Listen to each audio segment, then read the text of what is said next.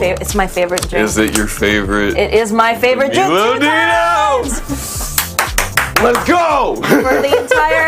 For the entire, how many people have I interviewed so far? This is probably, I don't remember, but it's not common that people get this. It's not common. It's not common that people get a good drink. Is that what you're saying? No. Maybe, because to be honest, I could be biased. Yeah. Because I'm Filipino and I grew up on this. So this is actually what it is. Not sponsored, but I love you guys enough to show you here. But it's Milo, and it's a chocolate powdered drink that we either put in oatmeal, we put on top of ice cream, that kind of stuff. But for today, we're gonna making it into a drink. Okay. So Milo Dinosaur, that is the history. That's as far as we're gonna go with the history. This has a volleyball player on it. Am I gonna get good at sports when you're already tall, so you're halfway there. Oh, I hope so. Halfway there. Thank you. My dad will be proud, finally. He's like living up to the dream. Finally. But of course, as much as I would love for you to be an athlete today, today we are artists. You're a musical artist coming here. So what exactly? Yes. I don't know. We'll get into what he wants to do with the sound in a little bit. Family friendly. But Ethan here is actually a musical artist, like I mentioned. And of course, I'm assuming you're a musical artist that likes to do things with his vocals. Yes, I was going to say mouth, but it was going to sound different. I do like to sing la la la into a microphone every once in a while. Now, what kind of la la la's do you sing? Are you a poppy la la la, R&B la la la? You know, I like that kind of la la la that gets everybody on their feet. Okay. And then I like some of the la la la that makes like some the crying la la la. You know, it's a fine mix. Very high quality. I'm kind of a connoisseur of the la la la's, if you would say. So, how about sound-wise, genre-wise? Do you fall under a certain genre? I'm more pop, kind of. Depends on what like project you're listening to. Yeah, I guess, you know, I do some electronic, some folky stuff, some, you know. Just a little mix of everything then. I guess connoisseur, as he said. So what exactly was it that made you say, you know what, I think I need to do my la la la's more professionally? My la la la's more professionally. I had there was a piano teacher that I had. He wasn't a teacher.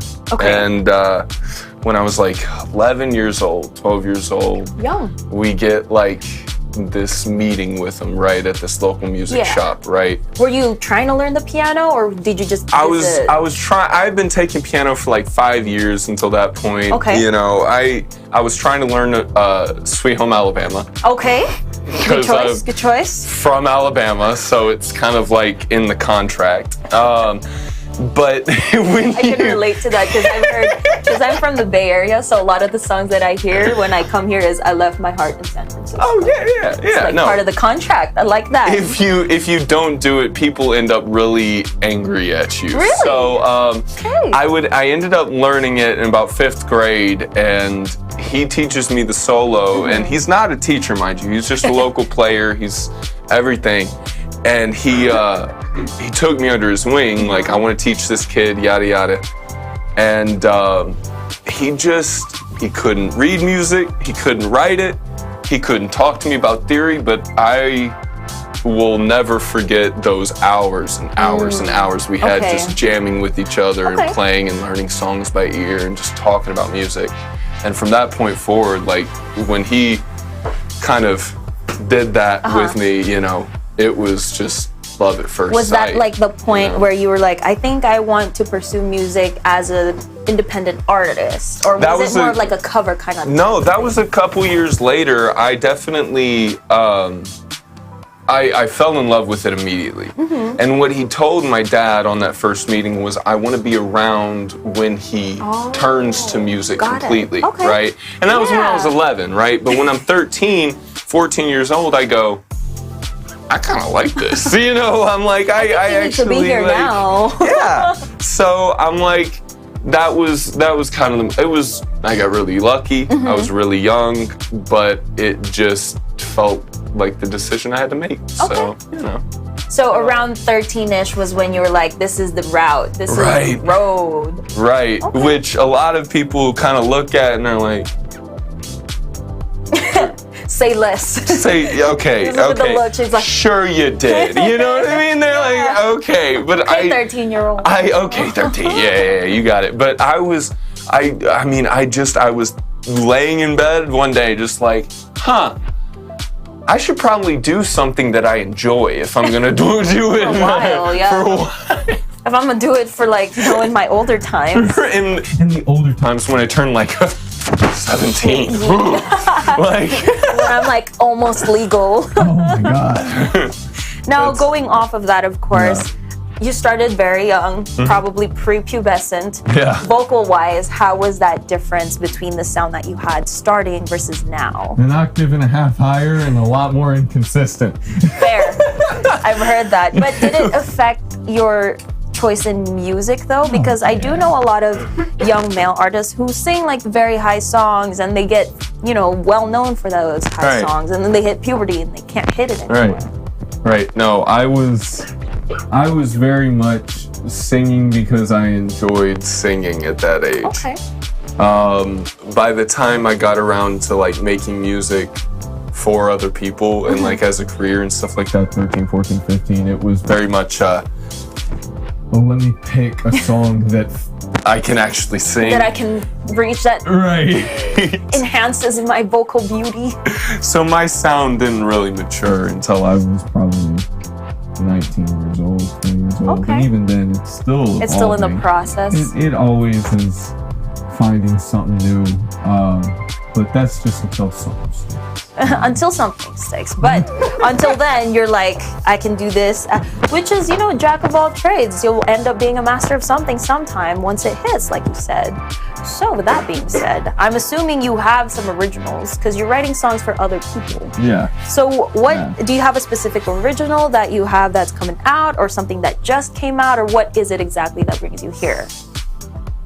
Last year, to keep it short, I released my debut album. Last year, 2022. Okay. I released my debut album, which was completely produced and recorded by me. Oh, cool. It was over an hour and 20 minutes long. To make, or like the whole album? No, the whole album itself is over an hour and 20 minutes long. It's about 17 tracks. Okay. I was gonna count. I was like, how long is each song? Actually, the average is about 4.5, 5 minutes. It's a long, it is a long project, right? How long did it take you to finally get to the point where I was like, I might as well just release an album? Oh, I wrote the first song on that album 5 years ago. Okay. And I started producing it about 2.5 years ago. And I released it so it took about 2 years. 2 years from like I'm gonna make an album with these songs to okay, I'm releasing the album. It's ready to go. Finally, and I focused on the project and got that out of the way, and I'm still trying to figure out what I can do with it because there's a lot of doors that it's kind of opened and yada yada. But I have a bunch more kind of more upbeat, more walkable kind of dance songs. These ones are like singles though, or no? Yeah, another EP. So that's another thing is I just make music. You know what I mean? You make what you love. Every year I do a project of some sorts, right? And so 2020-ish was like Yellow, and then 2021 I worked on Blue, and 2022 I released it. And then is that why you're wearing blue? Yeah, actually. Yeah, this is caught on finally. You got it. Thank you. She's on top of it today. Took a minute. She's on top of it. So yes, I am. we basically I put all these colored based projects together, and they all have different sounds and whatnot. But this EP that I'm putting together right now is kind of it's outside of that mainline series, I guess you would call it, kind of projects where I'm doing story. Right, where I'm doing a lot more stuff that you can put on and actually jam to a little bit. You know what I mean? But if it were a color, I feel like it would be orange. Orange, yeah, I got red and I got purple. Purple's gonna be funk. Okay. I'm gonna do a funk album. It's gonna be called Purple. And every single time you put on that album, you're just gonna immediately be like, if you can dance, you'll do probably something more. But if you can't, that's, you know, that's fairly simple. I can't, fairly so that's simple. about the extent of what I'm doing. But we don't have any information aside from Purple's Gonna Be Funk in terms of those that are coming, right? So for now, we are going to talk a little bit more about Blue because this is the most recent one. Yeah. And of course, as you all know, I do have to start making a drink, but I'm going to give myself some time to catch up. So we're going to go into a short break. But with that being said, stay tuned here on A Wish USA. Welcome to naturesideal.com. We are a family enterprise of products made natural. Here you'll find plenty of knowledge about healthy living tips with great natural and organic products, from babies to enriching health and beauty supplements. At naturesideal.com, we get excellent reviews because of our great products, our low prices, and our superior customer service. Call 1-800-677-0184 or check us out at naturesideal.com. Healthy living starts with Nature's Ideal. naturesideal.com.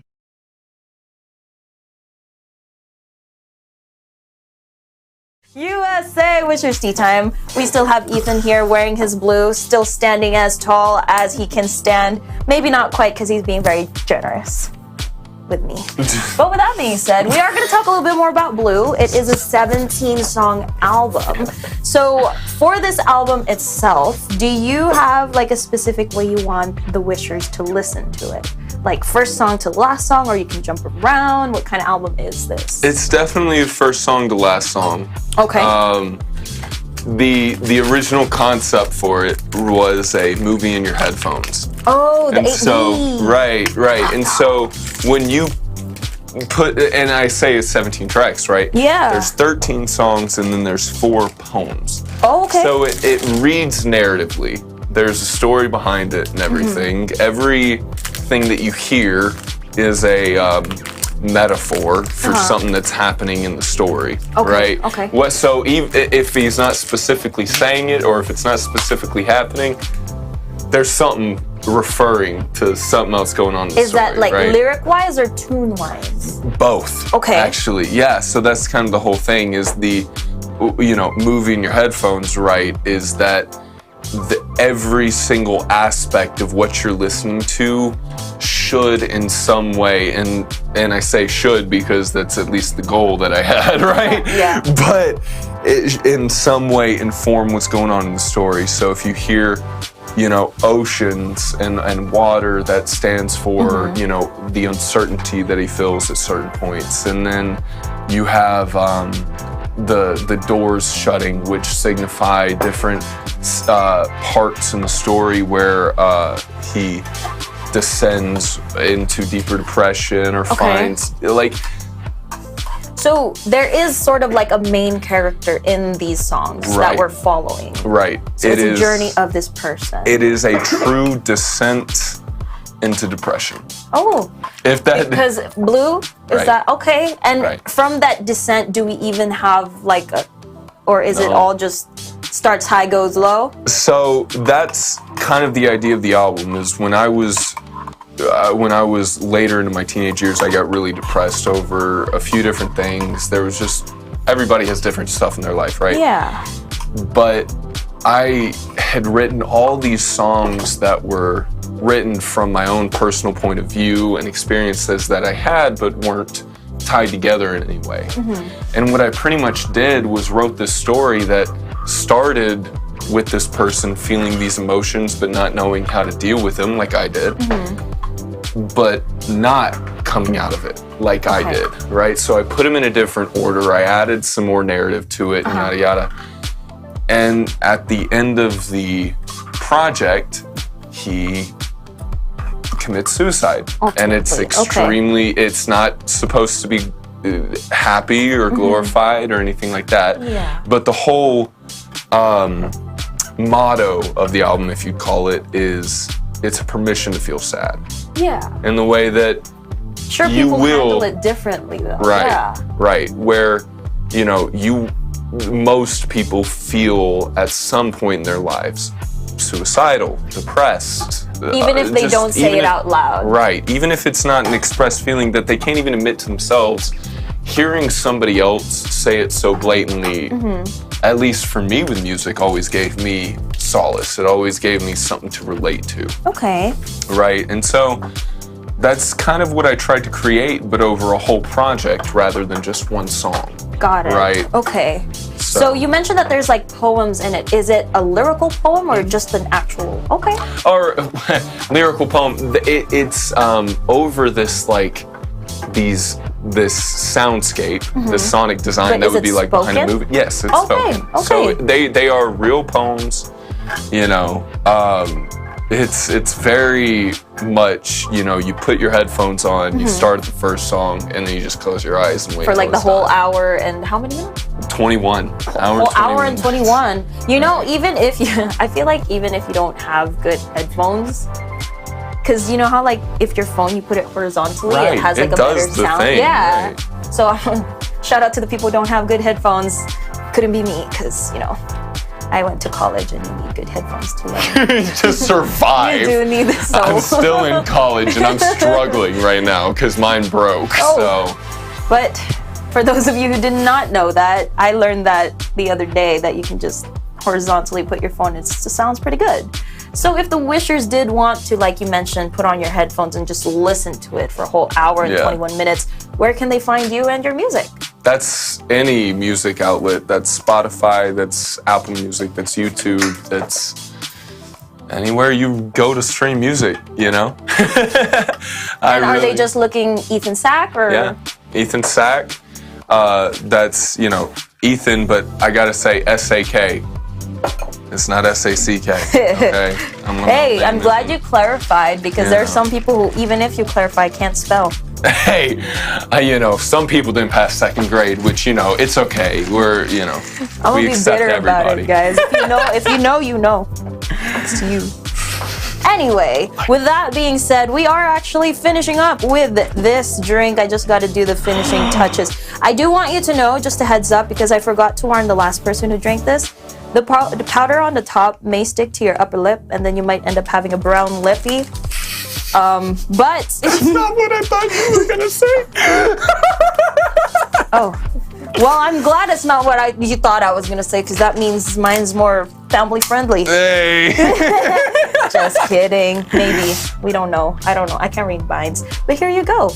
He will be rating the drink while we talk about all of this. Of course, I'm passionate about the drinks. He's passionate about music. And just like how you guys are passionate about music, we know how passionate our partner, PSS Home Care, is in caring for your loved ones. PSS Home Care makes sure that your loved ones receive every single bit of comfort they deserve right in the comfort of their own home.